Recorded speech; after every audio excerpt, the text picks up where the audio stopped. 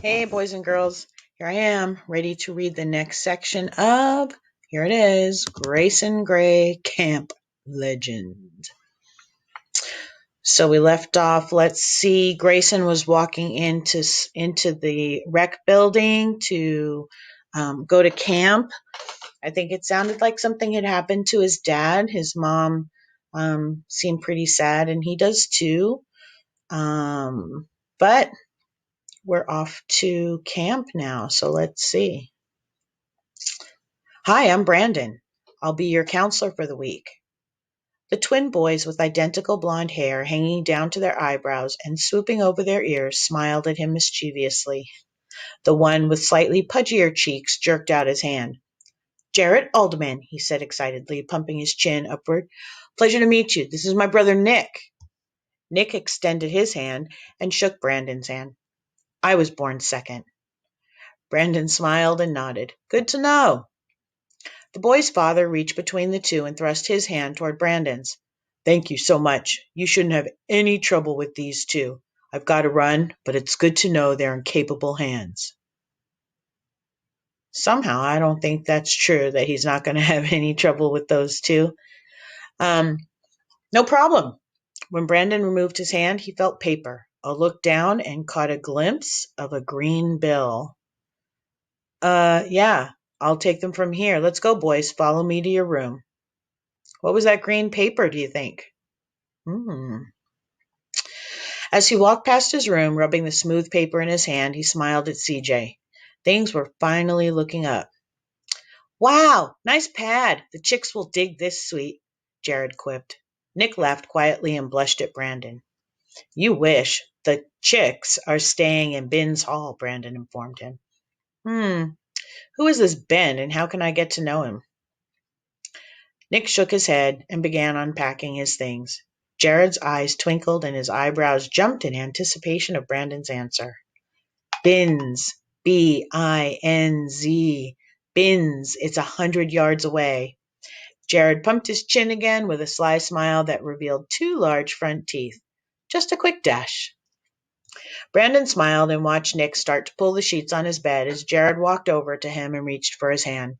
How much my dad give you? Brandon withdrew his hands. No, that's between your dad and me. He gave my last counselor 100. What? Brandon opened his hand and looked down at the green bill. His eyes frantically scanned the bill and landed on the number in the corner. $1 million. A fake. Brandon's crestfallen gaze rolled upward to Jared, who then burst into laughter and jumped on his bed, the veins in his neck pulsing out as his face grew red. Nick merely shook his head and giggled to himself. He paid Dad $1 to do that to you. Brandon crumpled up the bill and threw it at Jared. Frickin' kid. Brandon, CJ's voice came from the hall. Got another couple of kids here. Great. More angels. He turned to the twins, who were still giggling. He felt the need to explain a few more rules, especially for the troublemaker with the pudgy cheeks and large front teeth. Make sure you stay on this level, and turn in any electronics or drones you may have brought on accident or on purpose. Yeah, what's up with that rule? Jared asked. How are we supposed to get deliveries? Manage our social media presence. Brandon just shook his head and sped to the hallway. CJ was down the hall visiting with a few of his campers. They looked normal enough. Why couldn't he get normal campers? Brandon? Yes? Brandon spun around. A young, frail boy looked up at him with the biggest eyes he'd ever seen. They were deep eyes, sunken into his pale face, but they were glazed over with a deep concentration, like they were looking right through him. You're my counselor. I'm Austin, the boy stated plainly. Yeah, nice to meet you. I've already moved my things in and my parents have left. They've given you this note to help you with my condition. It basically says that my psychiatrist doesn't believe that I can tell the future. Yet. Can I sit on my bed until I'm needed? Brandon took the small folded note. Yeah, sure, bud. Thank you.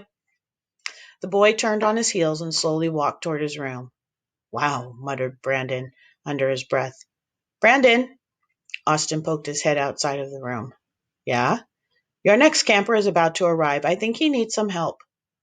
How do you know he needs help? It would be easier if you just read the note. Okay. Too late to help now. Bang! A series of loud thuds reverberated throughout the stairwell. Patrick! A woman's voice echoed loudly. Why did you do that? Think! I hate my stupid suitcase. It's stupid. Your case isn't stupid, Patrick. Just because something isn't what you want it to be doesn't mean it's stupid. I hate it. Brandon stepped into the stairwell as Patrick passed him empty-handed. His mother stood several steps down, holding a broken suitcase with one hand, trying to stuff the clothes back into it with the other. Here, let me help, ma'am. Thank you very much, the middle-aged woman responded with a tired sigh. The two filled the suitcase, and Brandon carefully carried the broken case up the hall and into Patrick's room, where Patrick sat in the corner of the floor, legs crossed and arms folded. This room sucks. Brandon hesitated for a moment in the doorway. It's the same as all the other rooms. It'll look better when you get your sheets on and a fan blowing. No, it won't. Patrick, his mother intervened, you're going to have a blast. Your dad and I are paying a lot of money for you to go here and learn your sports and make friends. I hate sports and friends. Oh, that's silly, Patrick. Of course you don't hate your friends. I hate them. Don't say that. Why not? I do. Because hate is a strong word. I don't want to be here. I want to go home. Brandon stepped over to the mother and son. Patrick, we'll have lots of fun this week. I guarantee it. It's the fourth golden rule here. Have fun. Patrick glared at him. Following rules isn't fun. What a stupid rule. Well, the kid has a point. The woman sighed and touched Brandon's shoulder. They took one last look at the sulking child and walked together into the hall.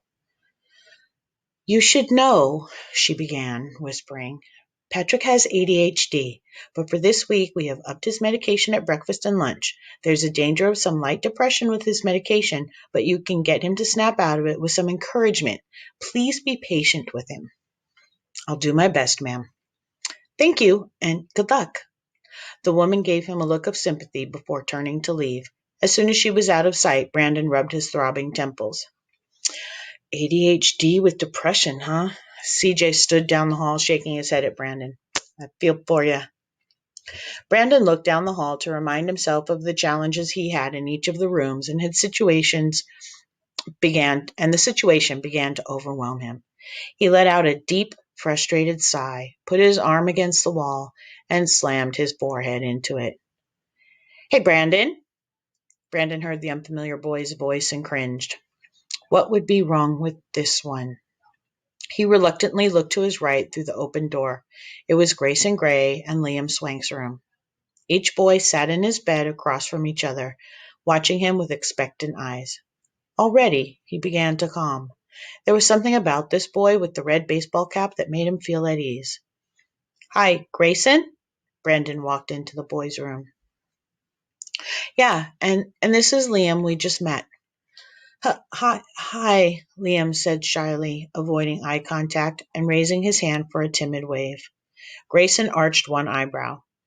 He says he has a stuttering problem when he gets a little excited or nervous, and he says he's pretty much always nervous. Oh, yeah? Brandon asked, looking at the freckled boy with buzzed blonde hair.